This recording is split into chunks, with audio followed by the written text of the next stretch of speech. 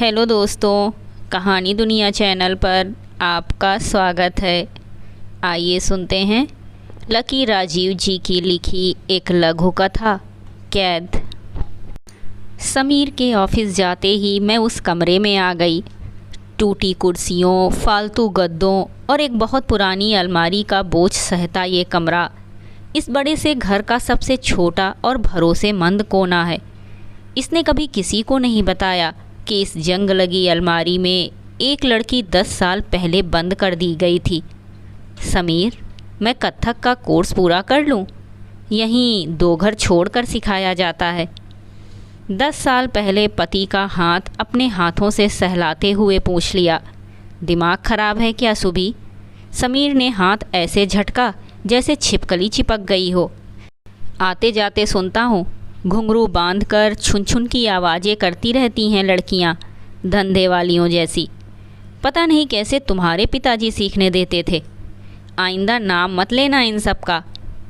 जिस एक पल में मेरे पिताजी को लापरवाह और मुझे धंधे वाली सिद्ध कर दिया गया था, ठीक उसी पल से सारे इनाम, घुंघरू, पदक और मेरे अंदर की पुरस्कार बटोरती नृत्यांगना इसी अलमारी में बंद हो गई थी। लेकिन आज सुबह जो हुआ वो फिर से बेचैन कर गया। मम्मा प्लीज़ मेरा भी नाम लिखवा दीजिए कथक में। आप कितने दिनों से टाल रही हैं? मेरी सहेलियां रिदिमा और मैरा भी तो जाती है ना। स्कूल जाते समय अदिति डबडबाई आंखें लिए गिड़गिड़ा रही थी। कैसे बात करूं समीर से? यही कहेंगे कि मैंने उकसाया है उसे। हेलो समीर, अदिति बहुत दिनों से कह रही है कथक क्लास के लिए। मतलब उसकी सहेलियां भी जाती हैं। बड़ी मुश्किल से इतने शब्द निकल पाए। मैंने देखा अलमारी खुल रही थी। तुम्हें पता है ना, नहीं पसंद है मुझे। समझाओ उसको, कराटे वराटे में नाम लिखवा दो। अदिति भी ना, वही तुम्हारी वाली सनक। समीर की हंसी मुझे घायल कर रही थी। मैंने मुड़ कर देखा। धीरे धीरे उस लड़की का मुंह अलमारी से बाहर आ रहा था। सनक नहीं, झुकाव है नृत्य के प्रति। आज जाऊंगी उसका नाम लिखवाने। घर आते आते हम दोनों को देर हो जाएगी।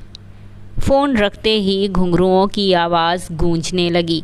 लड़की अलमारी से बाहर आ गई थी। अभी आप सुन रहे थे लकी राजीव जी की लिखी एक लघु कथा, कैद। कहानी आपको कैसी लगी कमेंट करके ज़रूर बताइएगा। कहानी सुनने के लिए धन्यवाद। कल फिर मिलेंगे एक नई कहानी के साथ।